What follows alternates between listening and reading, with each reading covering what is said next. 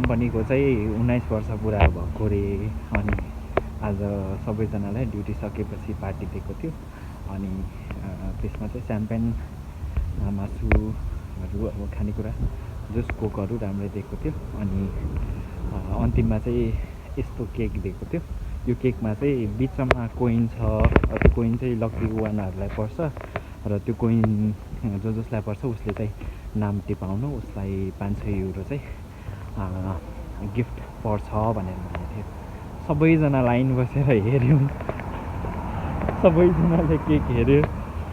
Cake चाहिँ मिठो रहेछ, तर 3-4जनालाई चाहिँ पऱ्यो। हामी त्यत्रो धेरै मान्छे थियौँ, कसैलाई पनि परेन।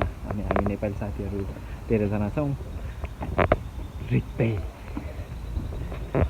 केकमा कोइन परेको भए सबको फेस अर्कै हुन्थ्यो होला। यतिकै मजाक गर्नु परिरहेको छ। जस इन्ट्रेस्टिङ भयो, रमाइलो लाग्यो। आजको दिनमा फेरि अर्को वर्ष 20 वर्षको एनिभर्सरी चाहिँ राम्रो मनाउँछौँ भन्ने कुरा गरेको छ। रमाइलो हुन्छ होला।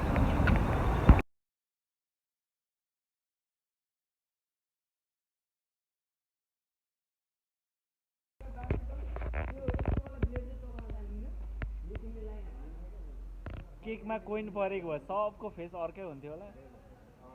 यतिकै मजाक गर्नु परिरहेको छ।